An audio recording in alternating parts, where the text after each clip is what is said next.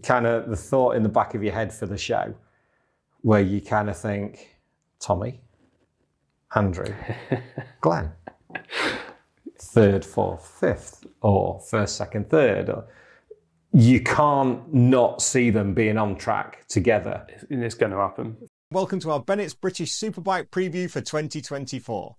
The season gets underway this weekend out in Navarra in Spain, so we sat down with MCN's BSB journo Josh Close to go through the contenders for that 2024 Bennetts British Superbike crown. Let us know your thoughts in the comments, who are going to be your race winners for this weekend's doubleheader, and who's going to win the championship crown and why. Let us know in the comments below. Let's get on with it. This is the Bennetts British Superbike preview 2024. I'm YouTube famous now. You are now for coming on here. Yeah, I know, exactly. Of course you are. Yeah. Josh Close, Motorcycle News. Welcome to Off Track, mate. How are you? I'm very good, mate. How are you? Very good, thank you very much. Thank you for inviting us up to your lovely home. Yeah, you made the trip to York-ish. Some of you may not know, Josh Close, MCN reporter for British Superbike, sometimes MotoGP. Every now and then. You get to go out there, been to Portimao, you've been all over the place, you? I have, yeah. Got Magello coming up as well. Tell you, living the dream, mate. Getting those stamps on my passport. We thought we'd do a BSB preview because we tried to do one last year, whatever reason it didn't work. And bearing in mind Navarra is this coming weekend as this goes out. Yes, nice trip to Spain. Yeah, for everybody, for BSB. Who's going out there? BSB, Supersport, BTC and BMW. BMWs, yeah. So it's a fairly steady start, isn't it? But condensed to 2 days as well. Yes. 2 BSB races, 2 Supersport and so on. Yeah, it's an unusual start to the season going out that far, but going out to Spain, it's caused a bit of consternation on social media and what have you. Whether it's a positive or negative depends who you speak to, isn't it? It's certainly different. It is. I mean, we had Assen years ago, but that was usually like round 9 or 10, depending. Yeah, beginning of the showdown, wasn't it? Yeah, usually. And that's kind of Assen. People want to go to Assen, say they've been, watch racing there, sit at the last chicane and wait for the drama to unfold, So Navarra was a bit of an unknown. I went there last year for the test. Give me a little bit of an insight, but it'd be interesting. What's the circuit like? You've been out there and had a look at it. What are the facilities like? Facilities are brilliant. It's not that old of a circuit. I don't think the actual building itself, the media room was huge. The MS3 guys have got a nice big building to be in. So the facilities are good. The track looked good. The back end of the track, the riders weren't happy about. Bit really slow first, second gears. But that's been changed after this year's race. They're changing the back end of the track. Have they redone the final corner as well? And made some changes? Yeah, they've done some resurfacing and maybe tiny changes for this one. But after this one's done, they're doing big stuff at the back of the track, I think. Windy times at the test. Tell me about it. I mean, we didn't make it down for that. We were never planning to be there for the weekend, but I know you were there. It was definitely windy. There was. Thank you, Storm Kathleen. Yeah, the riders were fine because they said the direction didn't really change for the 2 days, so they kind of just adapted to it. Yeah. I think Jason on the Kawasaki was saying, was it the wind on me or the new part that did that or what? So a bit confused there, but yeah, they adapted to it. That's but it was windy, isn't it? To know what effect it has on the motorcycle and wear. So it's when you're trying to evaluate parts and getting used to the bike as Jason is. Yeah. You need it pretty calm and chilled out with the weather. Yeah, and it definitely wasn't. I mean, for you and me, the thought of being on a bike that day would not have been good. But not for me, Chief. It reminded me a bit of Silverstone a couple of years ago at the pre-season test, because that was really bad that day. Yeah, it was. But to have it at Donington was a little bit unique, I guess. I don't know why, because they built an airfield next door, and you only build airfields where it's windy. That's true. Like Silverstone. Yeah. And Thruxton's often windy, and Snetterton is usually windy, and anywhere where there's an old airfield, mate, there's usually a bit of breeze going on. That's true. Not like that, though. But not like that. That was it. A gusting 40 mile an hour gust. That was bad, yeah. I spoke to one team manager, and he said it was borderline dangerous. Yeah. Yeah, I'm sure for the light riders out there, it was very tricky. It's not good, not good. What did you pick up from the test, mate? What as we look towards the 2024 Bennetts British Superbike season? Yeah, I mean, a lot of the people I've been speaking to before the test even begun, who's your favourites, what are your predictions? And the two that come up mainly with the OMG boys. Kyle and Ryan both had statistically their best seasons last year. And they meant business. They both had 2 bikes to play around with. 2023 setup, 2024, then adding some bits and bobs to create a hybrid. They were both really happy. And I think that's a sign of things to come this year, to be honest. You know, Ryan's season last year was unreal, wasn't it? How he came through, coming back from the injury, coming back from all the, why have OMG signed him? He certainly silenced a few people. I think we had the conversation, didn't we? Back end of 22, when we were talking about who's going where, because you get to Snetterton and all of us, or as it was with the calendar then, you get to Snet and he's like, well, who's going where? And I've heard, and this is the old merry-go-round. The old merry-go-round starts in earnest, usually three rounds from the end. Yeah. Is usually the time it starts. And we were looking at Ryan, and it was talk that he might go to Supersport. You couldn't see where he fitted in. It was difficult for him at FHO because at the time the team was centred more around Hickey than any number 2 rider, whether it was Jack in Superstock, whether it was Ryan as a number 2 rider. Yeah. Now he's in a team that is set up around 2 riders, which I think FHO are working towards, because they're not kind of used to that. We'll come on to that in a bit. Yeah. But having Roger Bennett behind him, Roger Marshall overseeing him, Dave Harris as his crew chief, that's where the planets start to align. And we know what he did on the R6 in 18 or 19. Yeah, around then, in the National Superstock. The kid can ride. Yeah. There's absolutely no doubt about it. But whether it's at RAF reserves, it usually kind of went purple, yellow triangle on the timings. Yeah. Chasing tenths here and there. But I think under the guidance of those guys and Paul Curran and Al Gardner at OMG, I think this year, that's going to be one team to watch, because Kyle's not going to be happy if Ryan starts beating him, because as yet, Kyle had the upper hand pretty much most of last season. Because like you say, Ryan broke his scaphoid early in the test at Navarra last year. Yeah. Missed the first. Did he come back for? He came back, but back for Alton, didn't he? But they misdiagnosed it, haven't they? That's right. They hadn't found the actual break, so he was riding around with a broken scaphoid. So he missed Silverstone anyway, didn't he? Yeah. And then came back for Alton. And then had to have the operation after Alton. Yeah, so just put him on the back foot.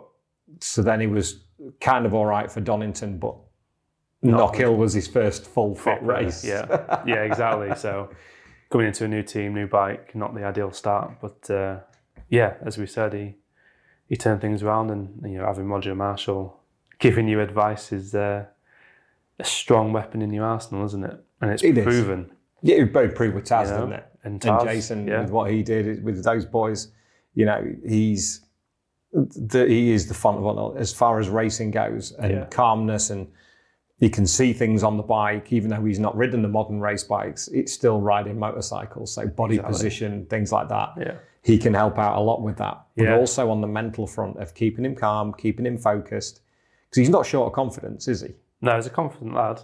He knows he's got the speed. It's just, as you said earlier, chasing that last bit that maybe he didn't need to at that time, or panicking, or I don't know. But Roger's definitely helped him to iron that out. And I think it's hard to call between the two this year who's going to be top Yamaha. I can't call it. I would agree. I don't know. I really don't. We're calling the championship later.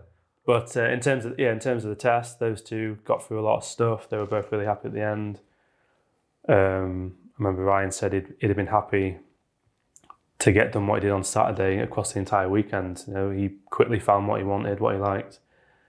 Same for Carl. They've got a new lower subframe, a new tank, which said both helped them in their own individual ways with what they were looking for. And the team are obviously officially supported. Yeah. Yamaha, as I say, they both had 2 bikes. They're both, they want their title back. It made me smile because Glenn being Glenn, he was next door, wasn't it? Because you don't have the full garage on a test. You kind of share. You have the same doorway.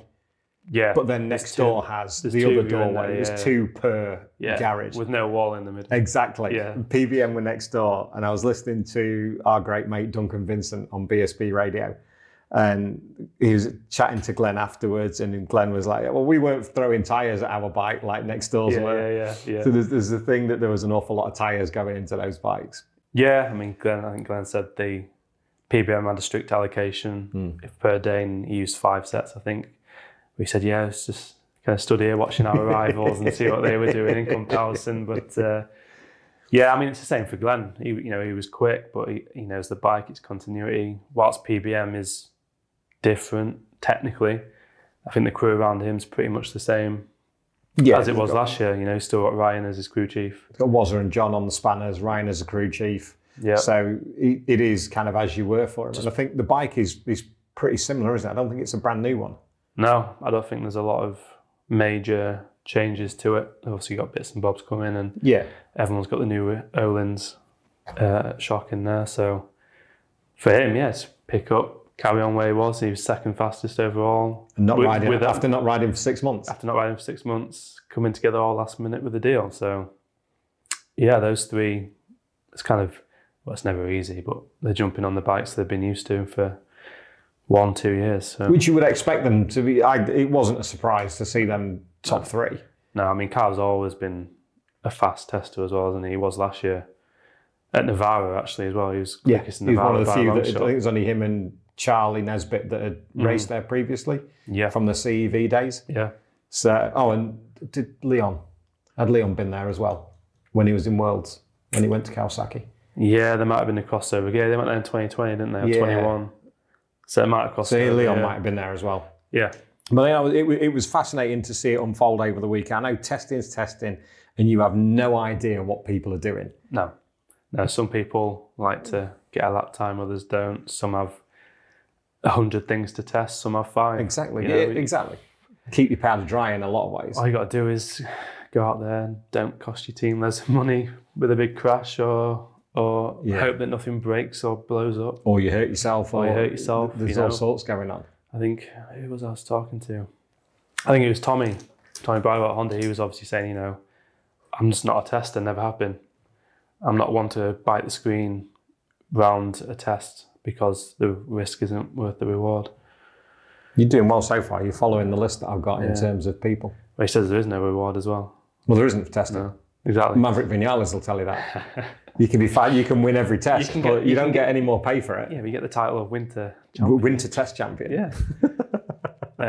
But yeah, Tommy was right. There's no point in him in particular this year risking anything massive. Not with the number 1 plate. Not with the number 1 plate. It's heavy enough without putting yourself on the back foot. Yeah. Talk to me about Honda, because they did well, considering they have 2 new riders in Dean and Tommy. And Andrew, still coming back from injury from last year, missing an awful lot of seat time last year. Yeah.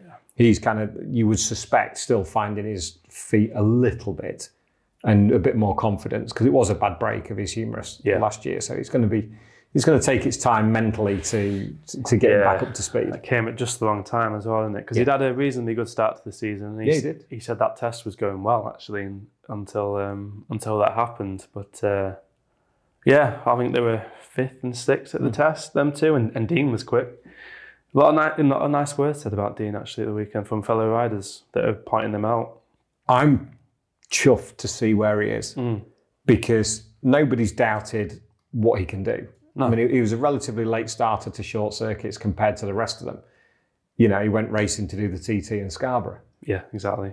But to now be a factory Honda rider, the only, and I can't call it a reservation because it's not a negative. It is a reservation. The only reservation I have with Honda is traditionally they always go well at Donington. Yes. Xavi Flores has won there, and Andrew's been on the podium, if not won there. Glenn's done really well there on the Honda. Yeah.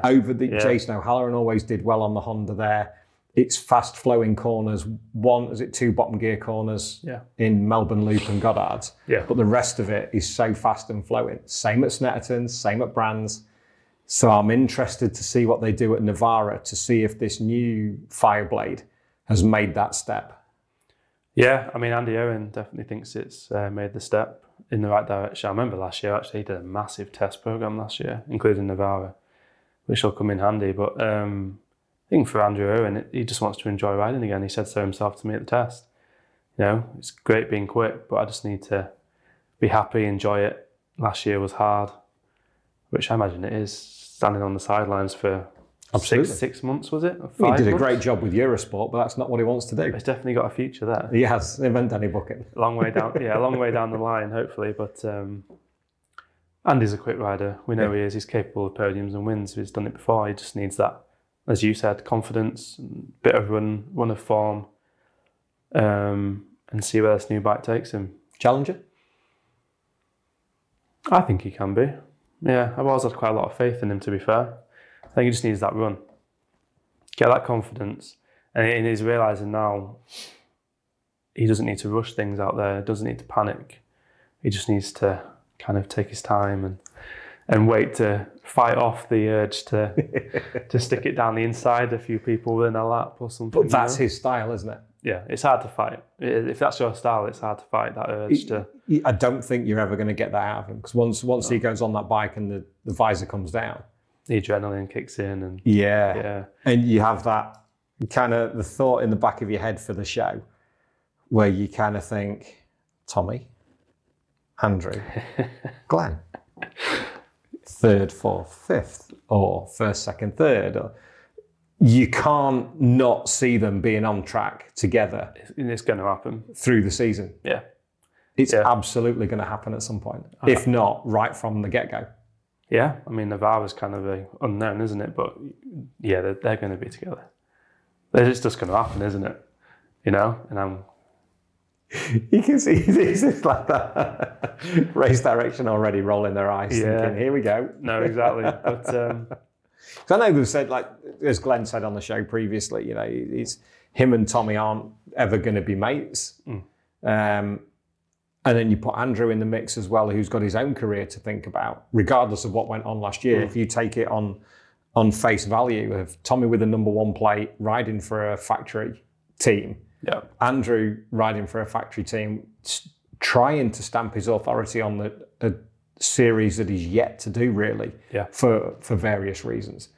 And then throw Glenn in there, he's desperate to be champion. There's no other word for it. He is desperate to be British Superbike champion, because that's why you go racing. So throw that into the mix with the first two Yamahas that we've spoken about. It's going to get tasty really quickly. But I mean, everyone's questioning, has he made the right decision to go to Honda? Is he going to do it? Can he do it? I mean, you're not champion for nothing. No, that's right. As a rider, he's there.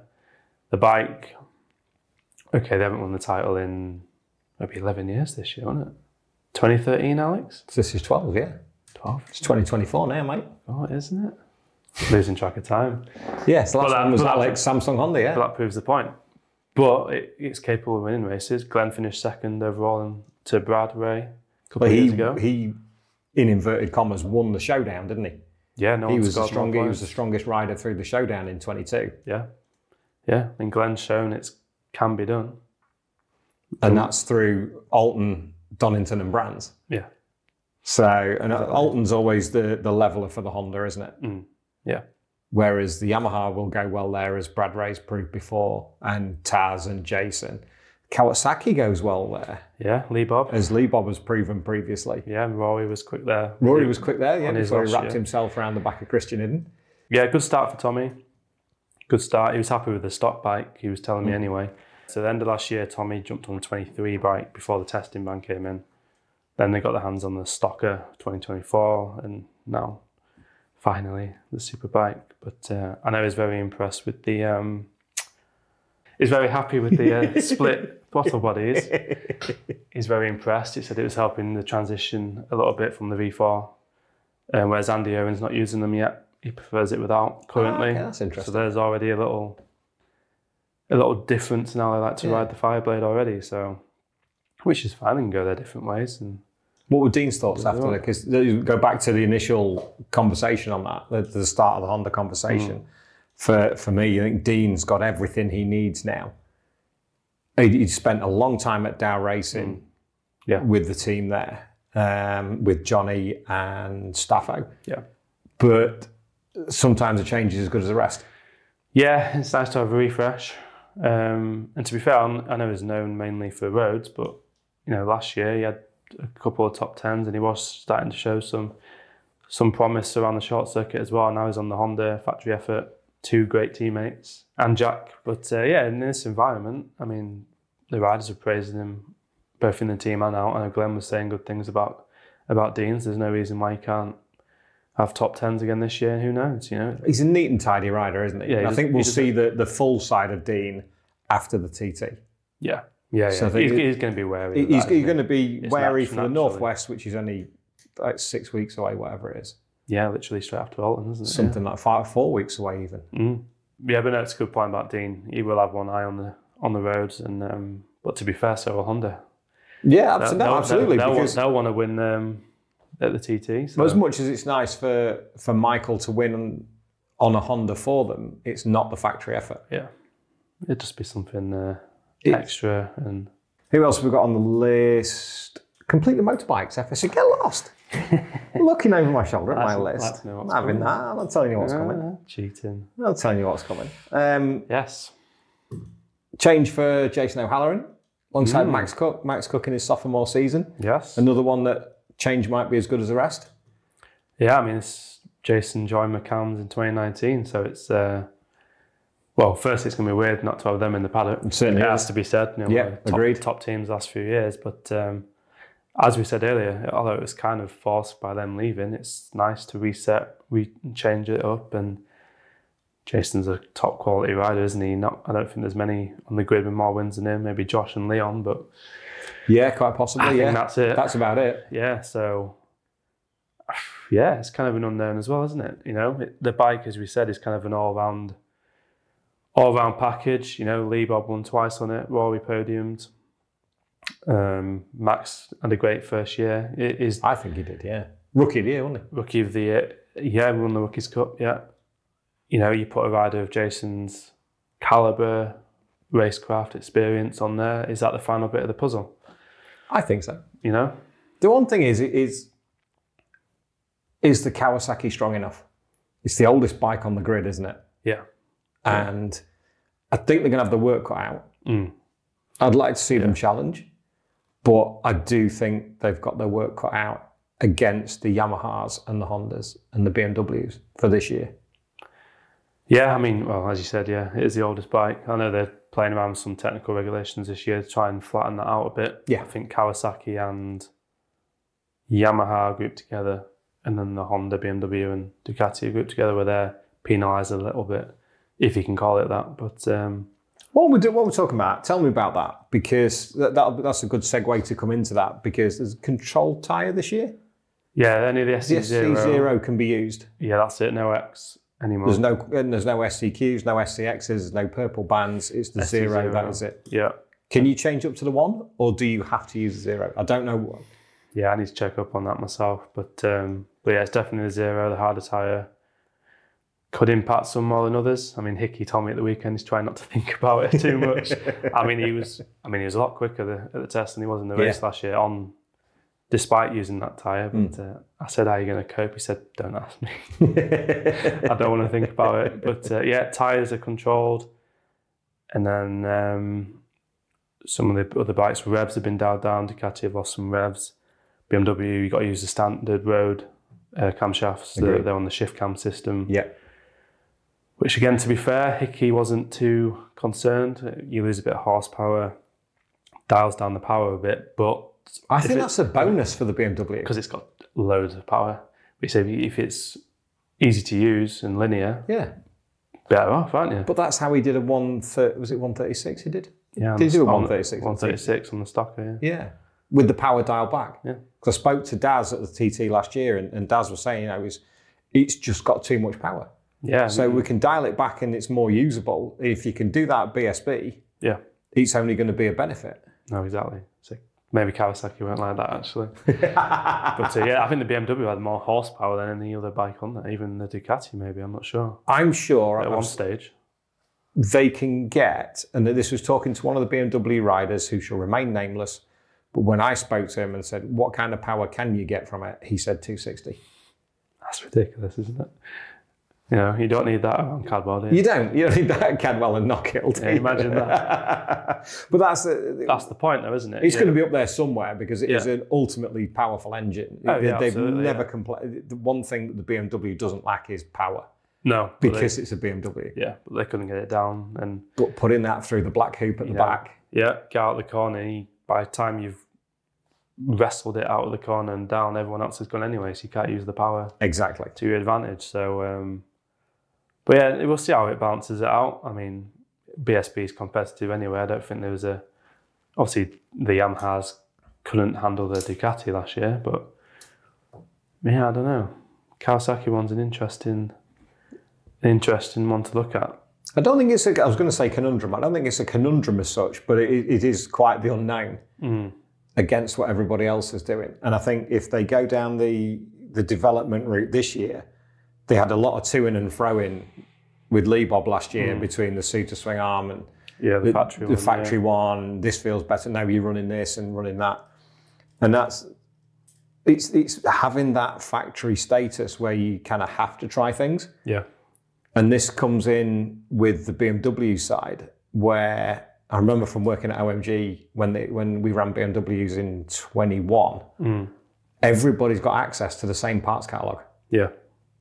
But as a non-Motorrad team, you don't have to run the latest stuff. Yeah, you're not obliged to do it. You're not obliged to do it. So you can pick and choose what that works. No, it doesn't. We're not going to run that. Well, that's our bike, so you use that. Yeah. And I think that's where Taz and Leon might have a bit of an advantage over FHO, depending on what new upgrades are coming. Yeah. However, on the flip side to that, with Sylvan and Bradley Smith, well, yeah, exactly. The upgrades are going to trickle down at some point. Yeah, and you've got Top Rack out there.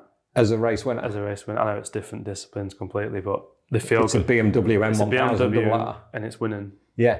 You know, they need some positivity within that manufacturer, so it'll only trickle down, I'm sure. I think so. And it was when we spoke to Brains back in February, and he was saying the difficulty is he's getting the electronics to work with it. Yeah. And that's always been the case in BSB, marrying the Motec up to the BMW system, because it's Bosch. Yeah.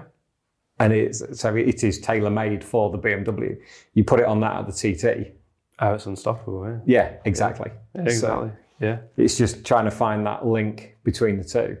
Yeah. And I think Hickey, speaking of FHA, we've got Hickey and Josh up there. Great start last year for Josh, but tailed off. And again, as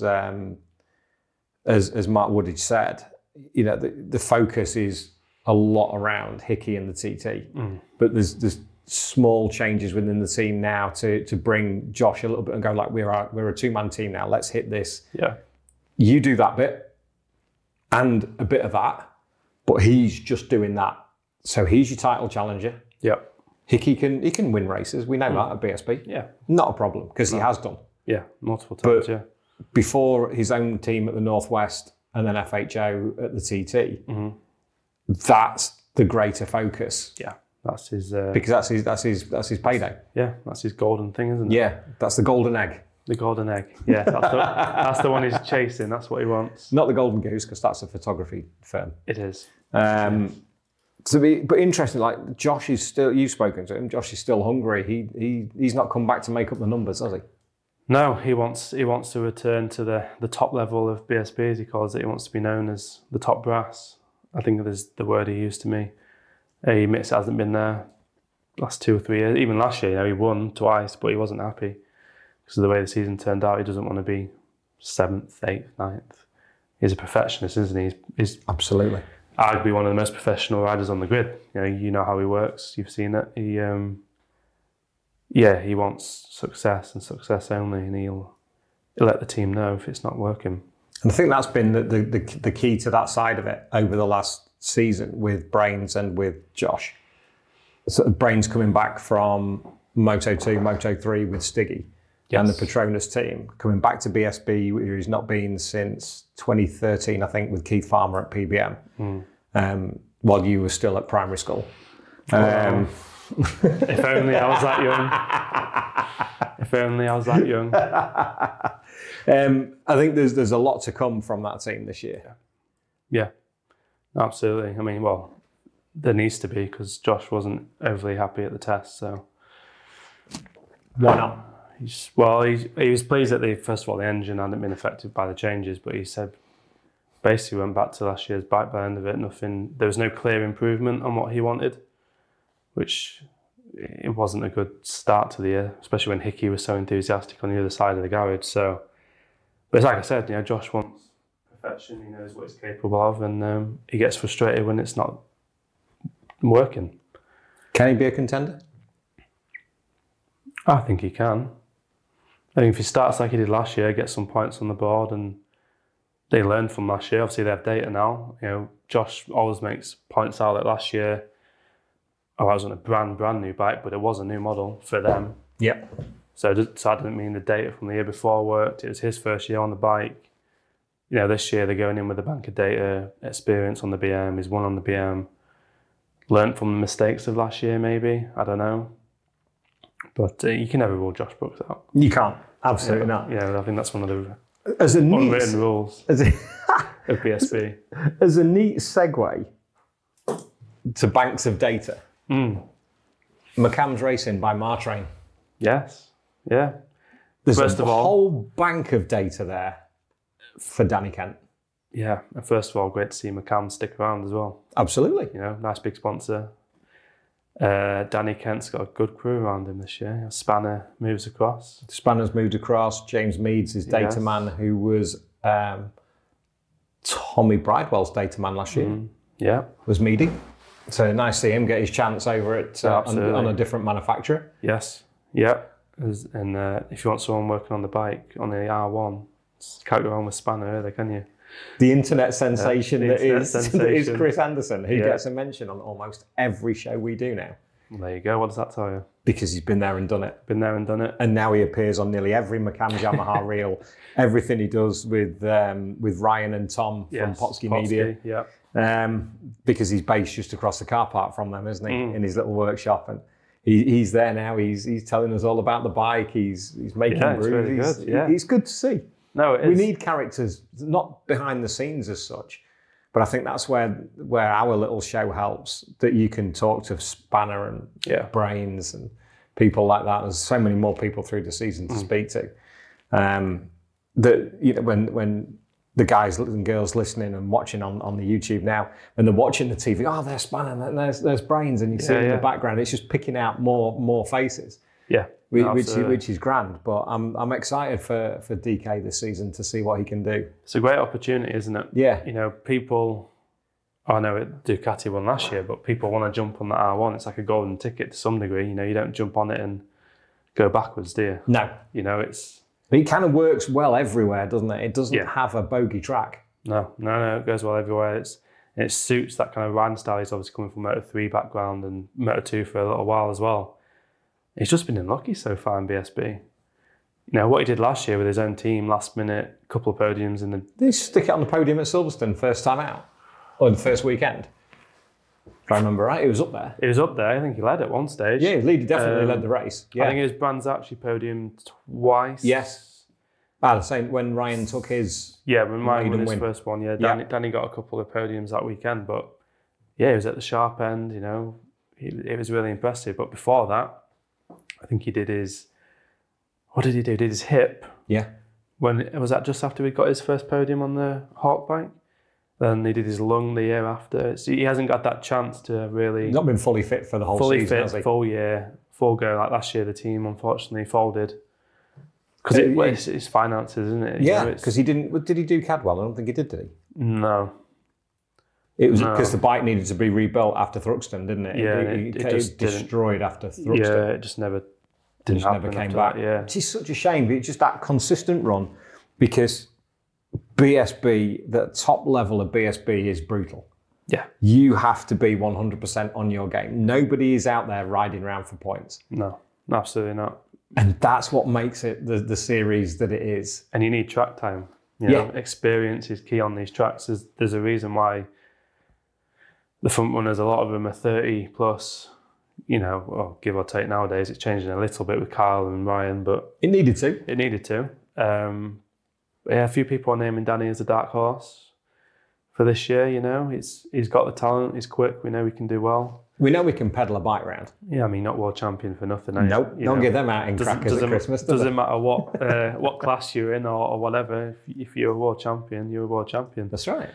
So, yeah, it's going to be interesting to watch Danny on the Yamaha. I think with the amount of information that McCams have got through Raceways Yamaha and Spanner and the connections there, that Moto3 grounding... Look at Kyle, look at Taz, look at Brad. In fact, the two Yamaha BSB champions of recent years cut their teeth in Moto3. Yeah. In the smaller class. Absolutely. So there's absolutely no reason why Danny shouldn't. No, and it's a good point to say that our Raceways are giving them technical support this year. You know, Steve Rogers' team might not be there as a whole package, but you can't help but stay away. So yeah, Danny Kent, one to watch. I think he'll go well, and I think he might get that first win this year. That would be good. At the very least. And another perfect segue. Are you sure you can't see this? I can't. I'm just professional, mate. What can I say? I know how you work. And you do, mate. We've known each other a long time. We have indeed. And this is so cool to do. Thank you, mate. This is meant. It's well overdue, but it's absolutely brilliant. Speaking of looking to get their first win, where am I going? Rory Skinner. Correct. There you go. Good lad. You can see that. Mate, I need glasses to drive. I can't see that. I have no idea what that says. Returning from a tumultuous year in Moto2. Yeah. Back home, back to the UK. Cheshire Mouldings, BMW, Taz Racing. Which is going to take some getting used to. You wanted to say Kawasaki at the end there, didn't you? No. You didn't? No. Oh, I keep doing it. What? Well, it's never been Taz Kawasaki. No, Cheshire Mouldings. Kawasaki. Cheshire Mouldings, personal sponsors of Rory as well as the team. Yeah, I mean, last year was last year, wasn't it? Yes. You know, move on, leave that, lock it away. Back to BSB where you had a great 2 years. Youngest ever showdown contender. A few podiums here and there. Needs that first race win, get that monkey off his back. Yeah, I mean, he said he's had a great off-season. You know, he's been out. He's never been off a bike. He's not been back. He's just gone in a van to Spain and lived there for about 4 months. Just pretty much. Riding anything he can get his hands on. He's had his R6 out there. He's had a BMW stock bike out there. He's had his supermoto out there. Yep. He's literally just burning fossils and rubber. Gone back to basics. Yeah. You know, bike and van. I need to enjoy myself again. Go and get happy. Get away from the corporate Grand Prix paddock. Doesn't suit everybody, and if we think BSB's brutal, MotoGP is tenfold. Yeah. There's, well, as he knows all too well, rightly, wrongly, whatever view you have on that. But I mean, Rory's Rory, isn't he? He's a great rider. He's shown that already. The BMW, as we discussed earlier, you know, it's consistency throughout the year. Yeah. Leon has them aside last year. We'll talk about him later. Really impressive, but he's just there in case you're looking. Just there. Right, okay. It's not been able to put a title challenge together, has it? But he was challenging until Donington, wasn't he? Yeah. Until his engine let go. Yeah. Yeah. So it's like, you know, mechanic is. He was top BMW last year. Was Leon? He was after rocking up to Navarra first time with the bike and everything. But going back to Rory, I think it's going to be up. I think it might take him a couple of rounds to get back into the chaos of BSB. You know, the argy-bargy of that. He's not had to battle for a bit, has he? No, he hasn't. And there's been some fair lonely races last year. Yeah, and you don't get that here. No. You know, as soon as that light goes out, go. Play nice, boys. Or not. But there's been some changes behind the scenes at that team. And he was bringing Stuart Shenton over with him as crew chief. And they need success as well now. It's been hard for them. It has. You know, last few years. They've had a couple of podiums here and there, but obviously Anna Cereblis last year with Danny. Yeah, it's just awful. One thing after another from the team, from Danny, from just the whole thing just didn't line up in any way, shape or form for him. And it hurts them, you know. I went over to their workshop before Rory got announced and did a couple of things with Philip Neal, and he said it's painful. It's been hard. As a team that's had so much success in the past on the roads and on the short circuit, you know, they don't come here to do what's been happening in the last couple of years. So they're desperate for a return to form. I know they've got a lot of faith in Rory. Philip's a big fan of his already. It's just whether the consistency and reliability can be there with the BMW, I guess. You'd like to think it will be. Steve Plater as team manager there as well, which is great having a rider as a team manager. Yeah, he gets it.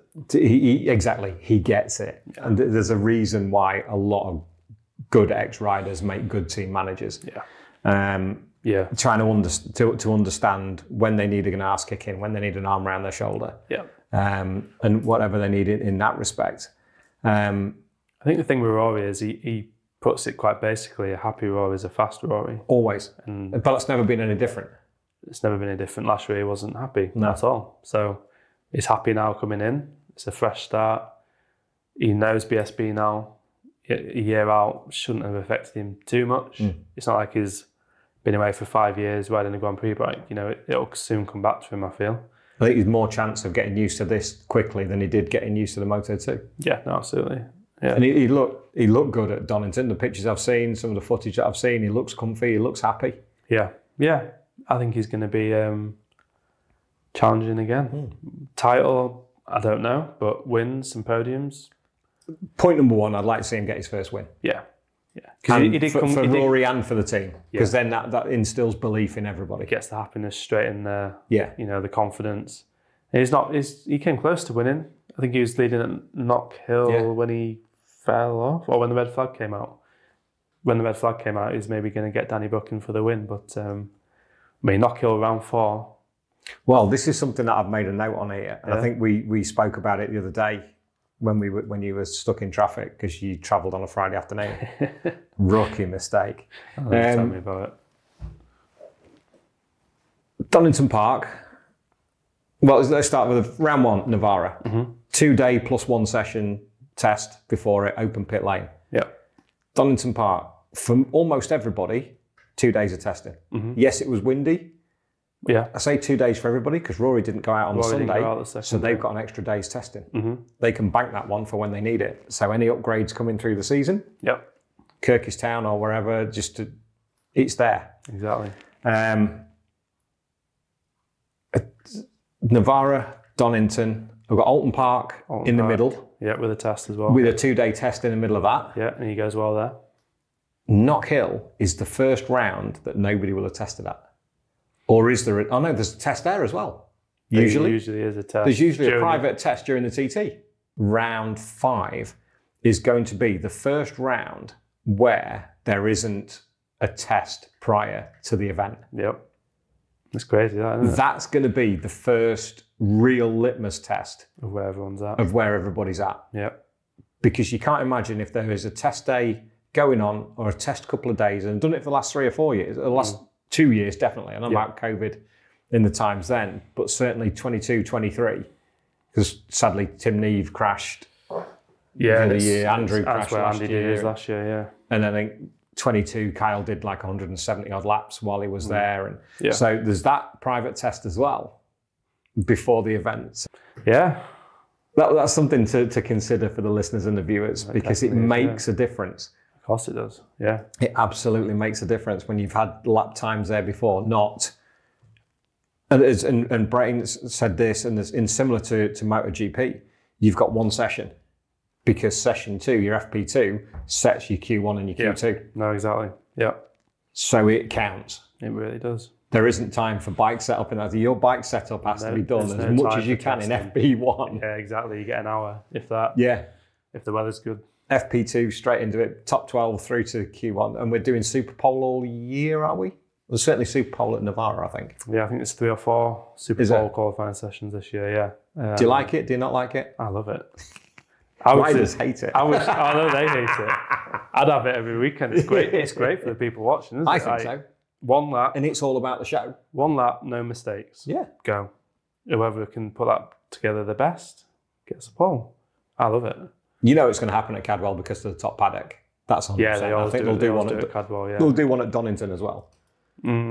Stuart did give me the list, but I can't remember. It's definitely 3 or 4 though. Yeah. Weather permitting, yeah, because they can't do it in the rain. You have to do it as a standard qualifying, don't they? Yeah, they'll all go and pick their songs. It always makes me laugh when they pick the songs though, because they can't hear it. It's not giving them any boost, is it? The guys at MSV could just ignore them and play what they want. They wouldn't know, would they? They could actually play nothing. Play nothing, yeah. And just let Duncan and Scoop talk us through it. Yeah, exactly. Or have them sing. No. Take that back. But yeah, no, it's interesting. Rory definitely doesn't need testing time at Knockhill. No, it doesn't. He was up there on a 250 last weekend. Yeah, no, exactly. But that could be a good weekend for him. I think so. Say Danny Buckham did the double on that bike at that track. And Hickey won there and BMW as well. Cadwell as well. Danny did the year before. He was on the podium, wasn't he? He did I think it's a double. He did the double. Well. Yeah, he did. Yeah. And I think Rory was on the podium that weekend also. No, exactly. So with Brad. There's certain tracks this year that you're going to look and go, yeah, Rory's going to do well this weekend. It's just those other rounds if the BMW can do it. It's matching the expectations of those other rounds, isn't it? That's the thing. That's the big thing for them. Hawk Racing. Yes. Master Mac and Crendon. Something like that. They were the 2 bikes last year, weren't they?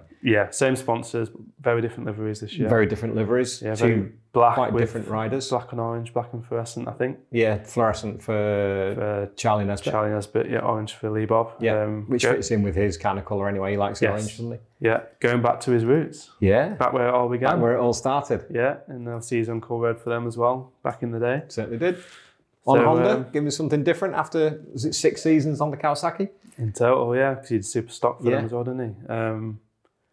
Yeah, again, a rider with a fresh start after a long period of time. It was a little bit of a shame, I guess, how it unfolded last year, but I think that relationship had kind of gone as far as it was going to go, I guess. Yeah. You know, he's such a consistent rider. He scored points every round, Only rider to finish every race. You know, top 5, top 6s, podium here and there.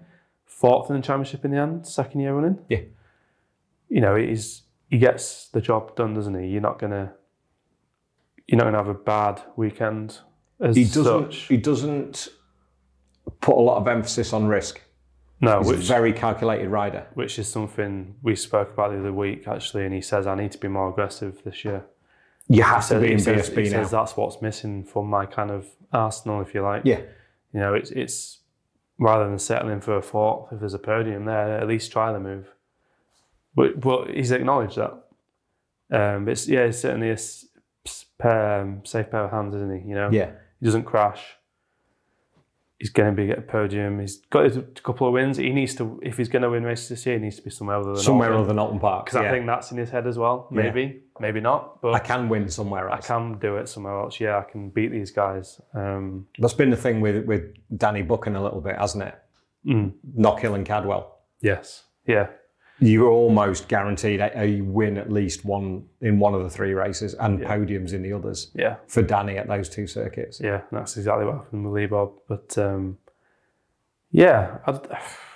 it's hard to call again, isn't it? You know, the Honda. I mean, Charlie Nesbitt showed the Honda can podium last year in his rookie season.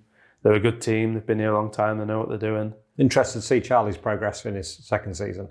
Yeah, I mean, in the actual standings, he finished higher than Max, but in terms of the Rookies Cup, points and everything, the points work the same as a race win type thing, don't they? So his downfall last year was the crashes. Max didn't crash, Charlie did. Well, he did a hat trick at Knockhill, didn't he, Paul Ladd? He was distraught after Knockhill. Yeah. Oh, that was a tough weekend for anyone. For the whole team. Yeah. With Josh as well. And especially for Charlie, that would have been his 4th round, maybe. That's exactly what it was, yeah. 4th round to have 3 crashes, and then the same at Cadwell with the bad crash on the Friday night or Saturday morning. Testing, and 2 more crashes.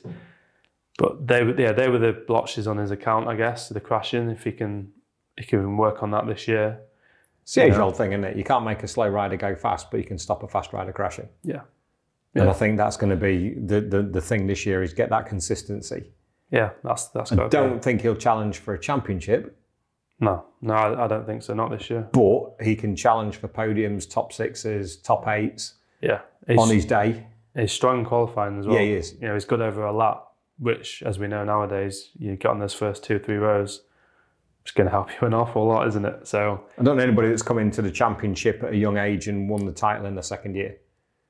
No. And when you look at the kit that's being put together by Yamaha and Honda, it's going to be difficult for Hawk to match that. Yeah, that is going to be the problem this year. You know, the factory supported teams are going up a level again. You know, it's a costly game to be involved in. I know Hawk will admit their budget isn't as big as some of the other guys, you know, but they do it old school. You know, they do it proper. That's what they like. They have Charlie putting up the hospitality and taking it down again, so they're making him work for it. But yeah, for Charlie, he needs to just keep it upright more. Agreed. Unfortunately, he had the crash at the test. Got a little bit caught by the wind. Destroyed the bike. Well, hopefully that's... Hopefully it's not going to dint his confidence. Park that one now. Yeah, that's the crash now done. Yeah. Move on. Lee Jackson, as we know, as you've said, safe pair of hands. On his day, he can beat any of them, can't he? On his day. I agree. He's beaten them all before, so he knows he's got on his day, he's got the better of everybody. And it's easy to forget. He's still only 26 or 7. I feel like he's been around forever. Hell of a paper on that. I know, isn't it? But he has. He was with Jake Dixon in Stock 6, wasn't he, when he was racing in there? And his first Superbike year was alongside Keogh. Yeah, on the build-based BMW. So he's been around forever. He's like 26. Huge amount of experience. He's 26. So huge amount of experience. You know, he's still got plenty of time in this paddock, and he can keep growing. 100%. You know, he's a good rider. There's no question about that. Speaking of good riders, beautiful segue again. Well done, mate. No worries. The bike was a dog last year, he said. The bike was a dog last year, yes. He said. This rider said the bike was a dog last year, but he seems a lot happier after the first 2 days of testing for Oxford Products Motor Rapido Ducati. Mr. Idden. Indeed. Christian Idden, yeah. It was everyone hyped him up a bit last year, didn't they, before the season, going back to where he did so well. But he just struggled to get that feeling. Christian, 7th place Idden. 7th place Idden, was it 6 in a row or something? Something like that, yeah. Yeah, I mean, it took him a while to get going. Once it did, he was back to being Christian and podiuming and challenging at the front. You know, a bit of a slow start, but if you don't have that feeling, you can't do anything. You can't do it about it. No, so no matter how good a rider you are. No, I mean, actually, I've been going around asking for predictions for our season preview in MCN, but nice drop. The good thing is this goes out the same day as your preview. I know, 32 pages this year, by the way. 32 pages? 32-page BSB season When you've preview. listened and watched this, down to your newsagents, pick up a copy, keep Josh in a job. Yeah, keep me going, guys. Come on.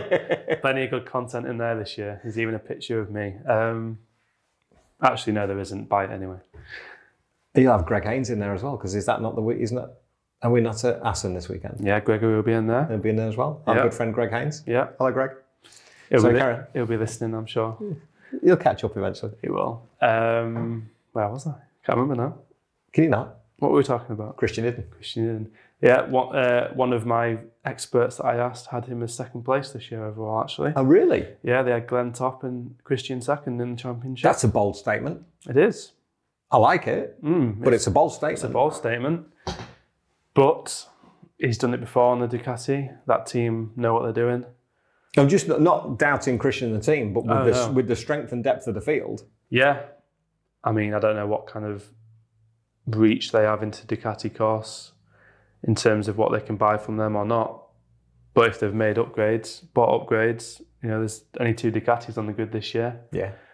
You know, the 2nd PBM bike's gone, so... There's certainly upgrades in there because Christian has said the bike feels so much better already. I know Wilt's worked night and day through the winter on the electronics and different parts and upgrades that they've got. Yeah. And Christian sounded very positive after the test, as did Ben with the Supersport bike. It's not the same bike as last year. And we mentioned earlier as well, although there are a lot of changes, he's got the data, he's got the experience with that team, how they work. New team manager. Yes. Ian Derbyshire, HMY. Yep. Ian Hopcroft's gone off to the to Affinity Academy. He has, yeah.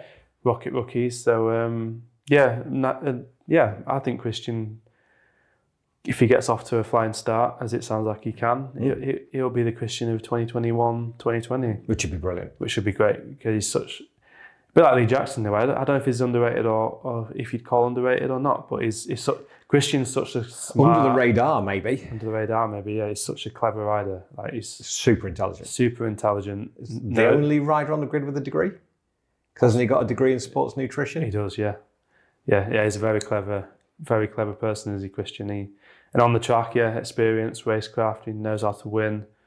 Going back a few years when he got that first win, that was like the click. Where was that at? Oh, you put me on the spot there. Where was that at? Where was Christian Hidden's first win? I'm not asking which race it was, but where was it?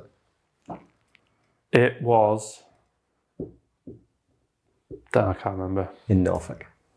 Was it Snet, was it? Yeah. Christian's first win was at Snetterton. Thank you, mate. But once he got that first win, everything kind of clicked. He had the belief that he could do it. Again, it's the monkey off the back. It's the monkey off the back. I can do this. Yeah, because before that it was Christian finishes 7th Riders' Cup or whatever it was.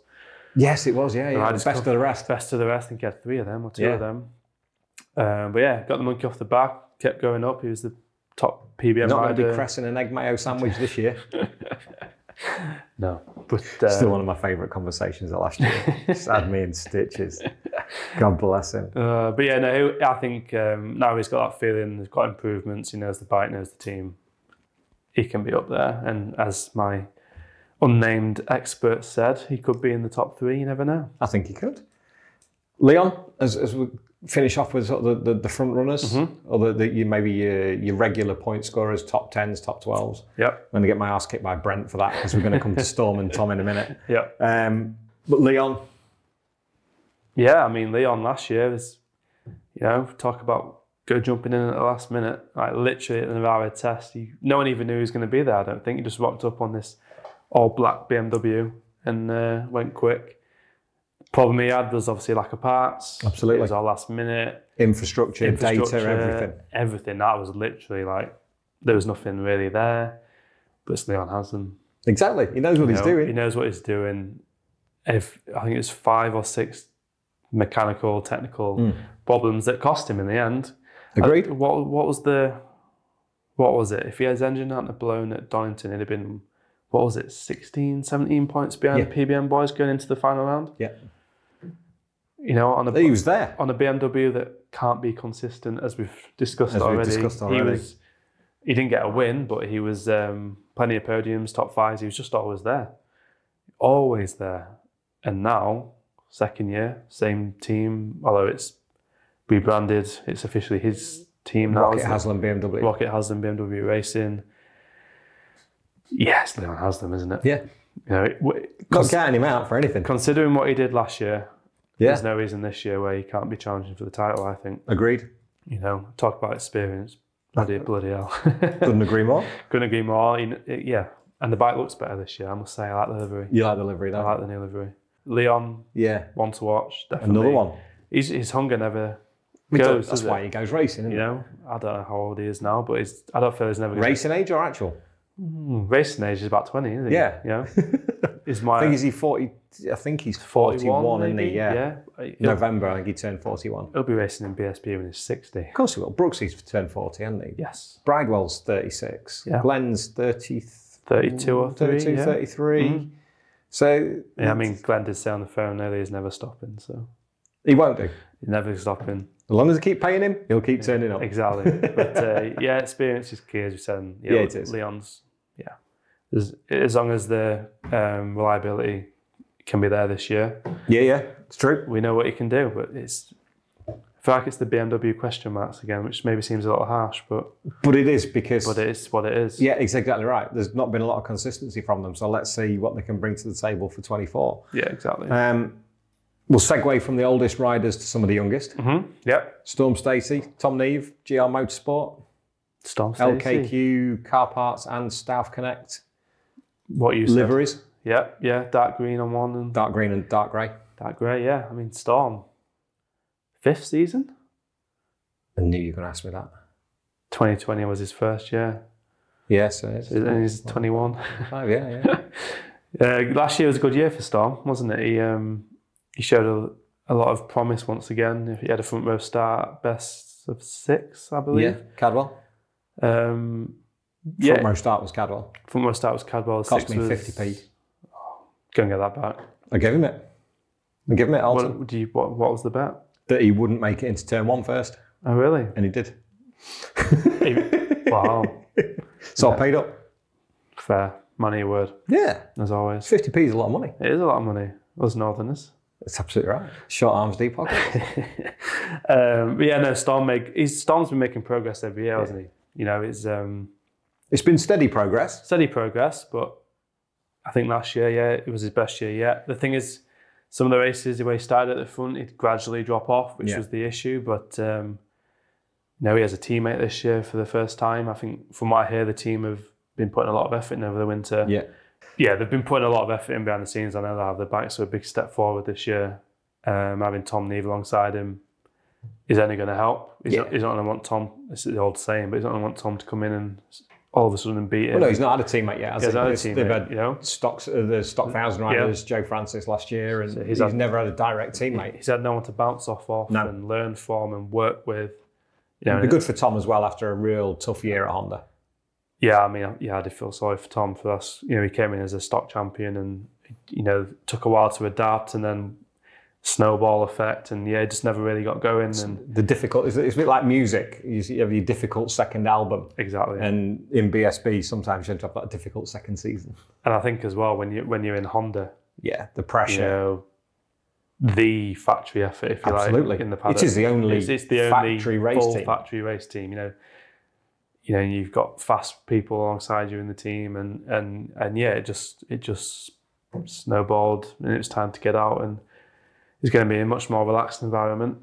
Definitely, they're not the factory sporty Kawasaki team, and the pressure's going to be off. He's not going to be expected to. No, there's always pressure, but there's pressure for points and positions, but it's not and going to be else. Expecting to be straight on the podium or whatever. But I think he needed it. I'd like to see them both regularly in the top 10. I think they can. I think if the upgrades are what we believe they are, and as I say, they can work together. They might not be. I might be sold a dummy on that one. I don't know. But I have heard there's been quite a lot of stuff going on behind the scenes. So I mean, the data suggests Storm's going to keep going, isn't he? So he's on an upward trend. It's a shallow upward trend, but he's getting there slowly but surely. And he's a character. Fans 100%. Love it. You see him all those hats in the grandstands, aren't you? I think teams will be watching him as well. I think there'll be some teams watching him. It's getting to that point now, isn't it? Where I think, and I was surprised it didn't happen this year, but I think it will happen at some point in 24 if he starts getting regular top 10s at his age. Yeah. And top, as far as he can get, top 8, top 6, because as we've said on the show so many times, your bike is a certain level. Yeah. And if your bike, and listeners and viewers, I apologise, you'll be sick of me hearing this, but we've had a lot of new viewers and a lot of new listeners come in. But on your day, if your bike is the 8th fastest bike on the grid and you finish 8th, that's a race win.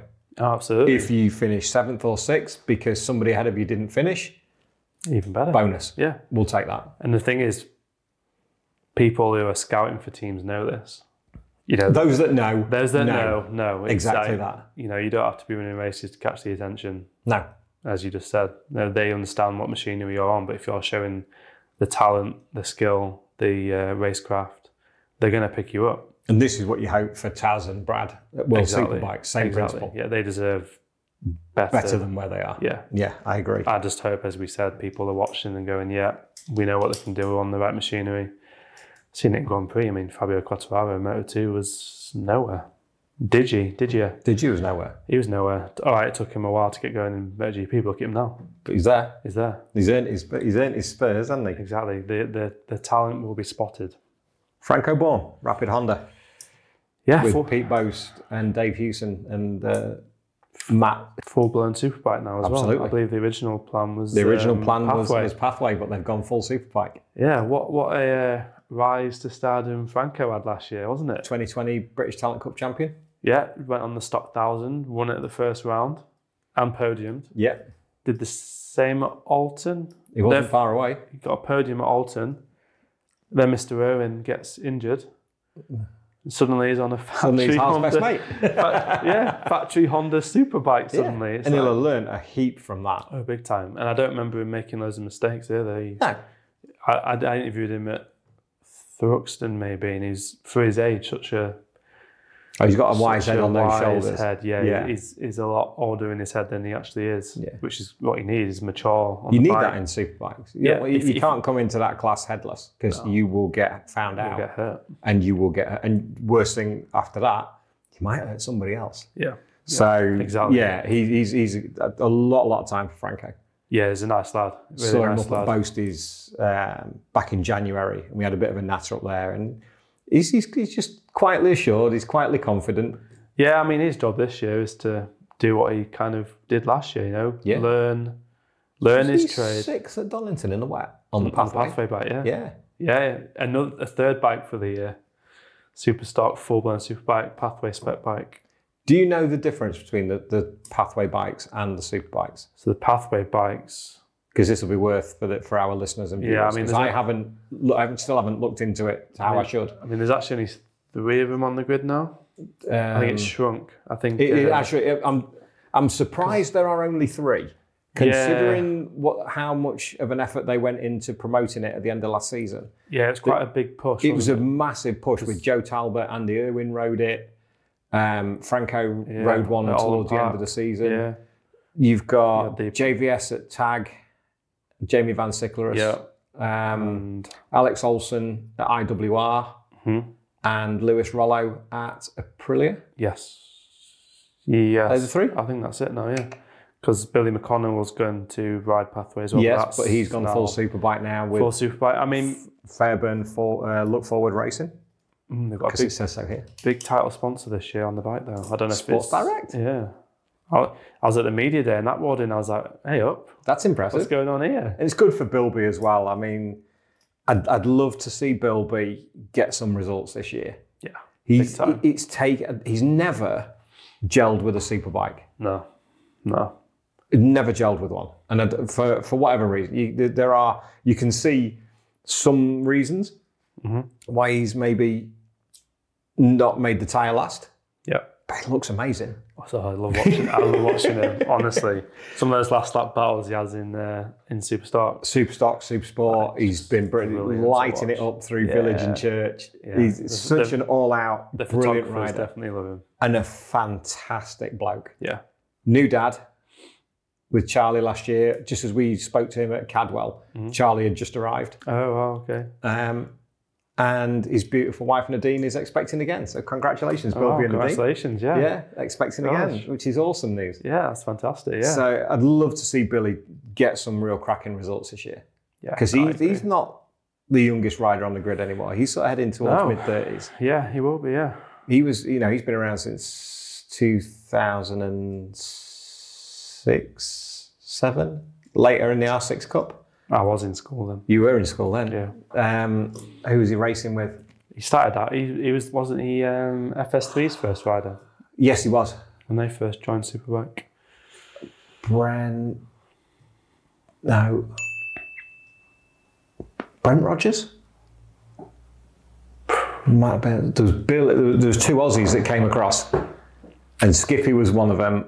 And it might have been Brent. I can't remember the other guy's name, but they were the 2 that were then, as the R6 Cup was coming to a close. Somebody will be shouting at the radio and shouting at the telly, and it'll be in the comments. Yeah, it definitely will be. Yeah. It'll be in the comments. So it'd be good to see him do that. Yeah, no. Lewis Rollo, bit of an unknown with the Aprilia team for the pathway side of things. The Aprilia is an amazing motorcycle.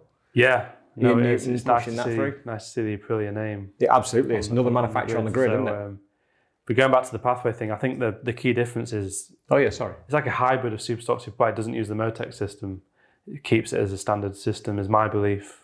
Sorry if I'm wrong, but I'm trying to think, because when they first announced it, they were talking a lot about it, and since then it's been quiet. So from my memory, it was the whole keeping costs down, keep the electronics basic, Mikey Burton kind from of go Bennetts from sent me a rundown of what it was. Did he? And because my messages are on timers, Right, they only it stay appears. around for 7 days. Yeah. I went to look for it and I'm like, bugger. Thank you, Mikey. But it's, Yeah. and I think it was, you can use Superbike brakes. Mm. There are certain elements of the Superbike that you can use, but the engine, I think, stays standard. Super stock standard. And you don't have to make all the changes for the motor. And the swing arm, I think you can use swing arm, brakes. It's almost a Superbike, but without the engine. Yeah.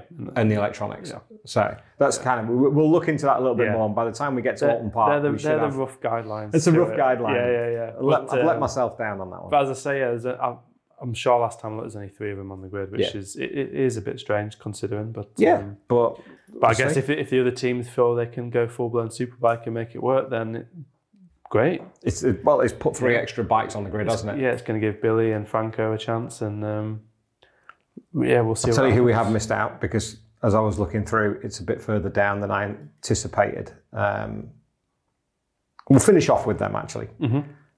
So we have Tag Honda, Jamie Van Sicklerus on the Pathway bike. Yes. Fraser Rogers on the full Superbike. Yes. No doubt in Fraser's talent. Another new dad. No, a very talented rider, just not quite been given that big break on the Superbike as we've seen before. That's with right. Other riders, He's won at super sport level. He's challenged. Yeah, he's been in. But the planets World haven't. Championships. Yeah, he's done Moto 2. Yeah. Just needed that. It's having the planets align, isn't it? Yeah. It's important that the planets align. You've got to have some luck in racing. Yeah. And there's not been a lot for Fraser, whether it be injury, teams folding, having a difference of opinion with teams. Yeah. There's been a lot of everything for Fraser over the years, and it's nice to see him back and get a full. He got the chance at the back end of last season with Ian Newton and the Iron competition in Aprilia. Yep. Had some great rides on that. No, he did, absolutely, yeah. So it'd be nice to see what he can do on the Tag Honda. Yeah, again, it's one of those riders, as Do we you get said. that far down pit lane? No, I always get that far down pit lane. What are you on about? Wow. Bye. No, the tag team have been around for a while now. They know what they're doing. Yeah. Gary Winfield and same Sean on the Stocker as well. Yes. They know what they're about. And again, the Honda's a reliable bike. 100%. So, and Fraser's a good rider. They say if everything can just align, and we said before, get that momentum going. That's what it needs. That's what it needs. So as we look then, Luke Hedger, CDH. Yes. One rider team. One rider team, again, for him, it's a chance. It's a chance. He's been around a long time. Is he 2013 125 champion? Around that time? I think. 2013 British 125 champion. You're pushing my memory today. You are. I'm old, that's all. I know, yeah. Again, it's one of those. 13. It's one of those, isn't it? Come in, do your job for the level that your bike's at as well, 100%. and keep yourself on the. Keep yourself upright, impress a few people, and you never know what can happen. Agreed, and the same for Louis Valalay at NP. Yeah, he had a good start to his career last year in BSB. To be fair, there's a lot of people think a lot of him. Yeah. Set the fastest lap at one of the rounds as well, I remember. Can't remember where it was, but... at one point he had Alan Carter looking after him, the same as Chrissy Rouse did, the same as Ryan has. So he said the input of AC.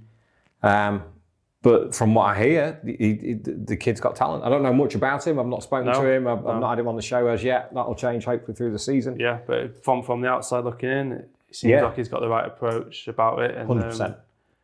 Agreed. When you have that mentality, it's going to get you places in the long run. So, have we missed anybody out? I'm just thinking. I think we've missed somebody out. We have, because I'm just coming to it now. Okay, good. And I think I've got everybody. If I haven't, I'm going to get such a battering. Just remember, I'm the guest, not the host. So I didn't plan this episode. You didn't plan it. Yes, you did. Let's see if you say the name. I'm thinking we've missed out. Let's talk about Danny Buchan. Yes, let's talk about Danny Buchan. And Braden Elliott. Yes. And I think that covers everybody off. That covers everybody, yeah. If it doesn't, I'm heartily sorry, and we will do a full show with you on your own. There you go. You get your own full episode. Danny, gosh. DB, back on the beloved Kawasaki. Team Green hero. Yeah, absolutely. Yeah. Braden Elliott stepping up, did the last 3 rounds of last season. Yes, again, he did a good job towards the end of last year. Big learning curve for him. Massive learning curve. And he knows that. Yeah. And when you know that, it's good. So you just take it step by step, see what comes. I mean, if you've got Danny Buchan next door to you, you know, not only are you going to have a good laugh. But you're only going to learn, aren't you? You're only going to learn. You're going to have a good time. And Braden was the only rider because Dean had already departed after Cadwell, hadn't he? Yes. Or prior. It was either prior or post Cadwell. I think it was before Cadwell. It might have been, yeah. Yes, it was all. So Dean had already departed. Yeah. The TT had finished. Yeah, the job was done. So Johnny Bagnall, Ben Stafford, putting the team together with Somai and Clarissa. Yep. Put Braden on it, because was he not their stock rider? Yes. He was, wasn't he? Yeah. So he stepped up from the Dow Racing stock team, who'd done quite well. He'd done well in the stock. He's been on the podium a few times. Yeah. He's run his own CFS filtration, Noble Racing. It definitely, you could have these names, aren't you? You got them tattooed on you or something? Been around a long time. Bloody hell. But for Danny, back under the team green, back under Ross Burridge. You just want him to do well, don't you? 100%. Last year was, when he crashed, he landed on his head. Yeah. And it got dangerous. We were at the mountain when he crashed at Cadwell. And it made you feel sick. Yeah.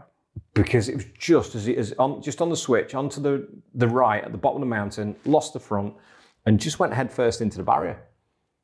Which it can't be helped. It needs to be there. Yeah. It was it's like the old risk assessment thing. It would have been a lot further down the scale of potentials. Yeah. But whenever he crashed, he just ended up landing on his head. Yeah, and he got to a point where, look, this isn't safe. Let's park it and get healthy. Absolutely and come back when you're ready, And was superb on the Eurosport coverage. Again, yeah. I mean, in 15, 20 years' time, when we've got Danny Buchan and Andy Irwin presenting TN, whatever it will be in the future. Yeah. But, back on the Kawasaki. But his time at BMW, again, wasn't always easy. A couple of race wins. Yeah. A few race wins, but feels like coming home. Does a little bit, doesn't it? There's a little bit of a feeling of that, doesn't Danny Buchan is kind of Kawasaki. He's a Kawasaki rider. Yeah, he won the Super Stock title for MSS. Yeah. He came through Stock 600 with those FS3. Guys. Yeah. He knows what it's about. Yeah. And a good rider. 100%. Race winner, finished fourth. I think, was it 2019? He was the only non-Ducati... No, he wasn't any non-Ducati winner, but he was best of the rest behind them. Because Andy Irwin won that year as well. But, he did. But again, we talk about it a lot, but he just needs that weekend, doesn't he?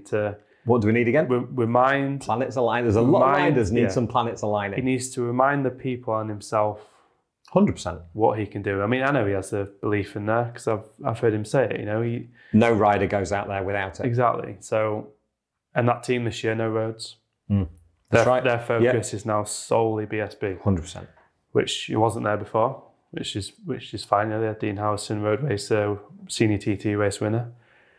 Now it's focused BSB. They've got a lot of connections in that team to Kawasaki as well. I'm sure they're helping out in any way they can. Absolutely.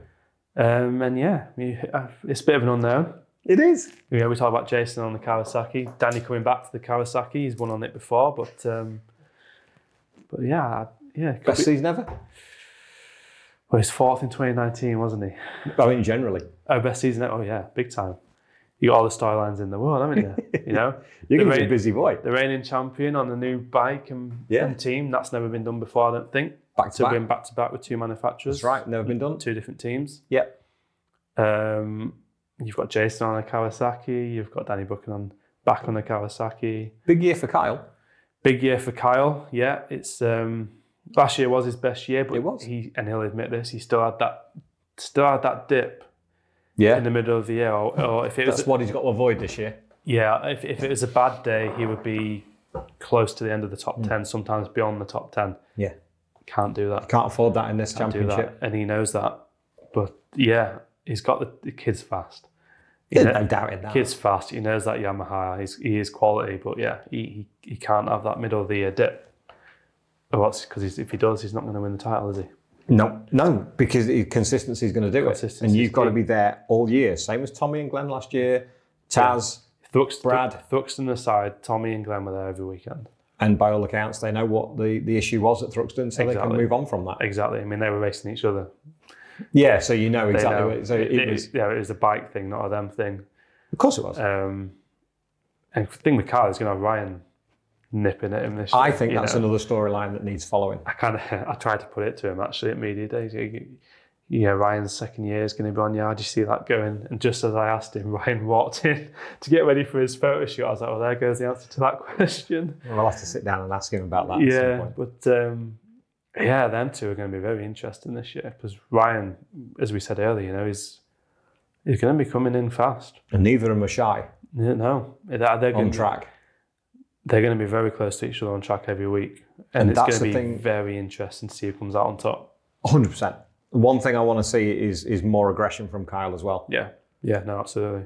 In the same way with Lee Bob, yes, you need some more control. I think for me, a little bit more controlled aggression from Kyle, or clear off at the front and run your own pace. Yeah, because if you don't, you're going to have to battle because nobody is giving you an inch this year, and I think there are more riders this year than previous seasons in your way.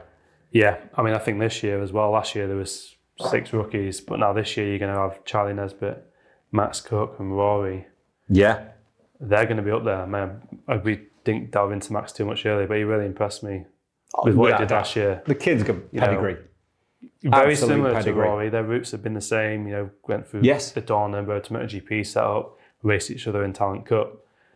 Same FS3 team, working with Matt Llewellyn, great crew chief. I think he's going to make a big step this year as well. So as you said, these the likes of Kyle and Ryan are going to have these guys.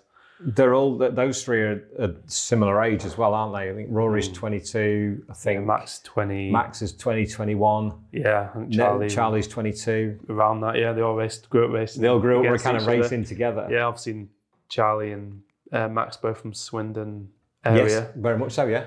So they love M4 corridor. They love beating each other. So you're going to have them 3 thrown into the mix at the front, I believe. But there can be no mistakes from the OMG boys, that's for sure. But if them 2 want to fight on track, I'm up for that. Absolutely, gives you something to write about. That'd be great, wouldn't it? 2 Yamahas going at it. Where have we seen that Fills before? your newspaper. Where have we seen that before? 2 Yamahas going at it for the title. But 2020, 2021. Yeah, it never went wrong either, did it? No. 22. Yeah.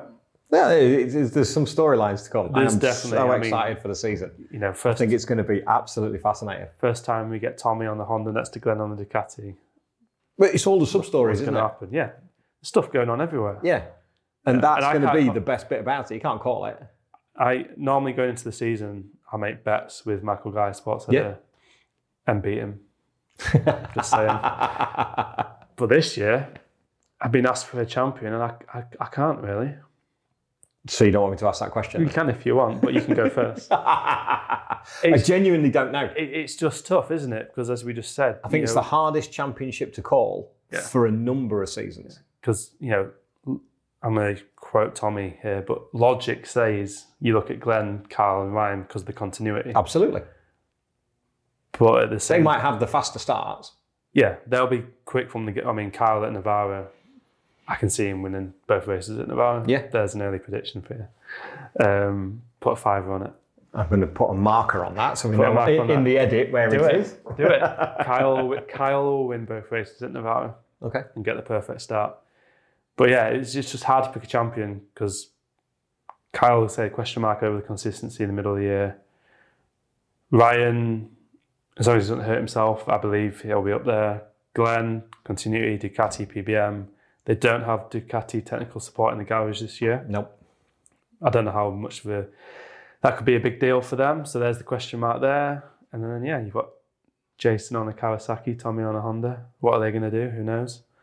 Brilliant. Can't call a champion, mate. I can't do it. Not at all. No. Ask me after round 5 at Brands Hatch. Ask after Brands Hatch when it all settles down a little bit. Yeah, exactly. No, there's so many unknowns, but it's going to be great, isn't it? I can't wait. Not long to wait now. I can't wait. I think it's going to be amazing. Josh, thank you, mate. No, thank you Ladies very much. and gentlemen, Josh Close.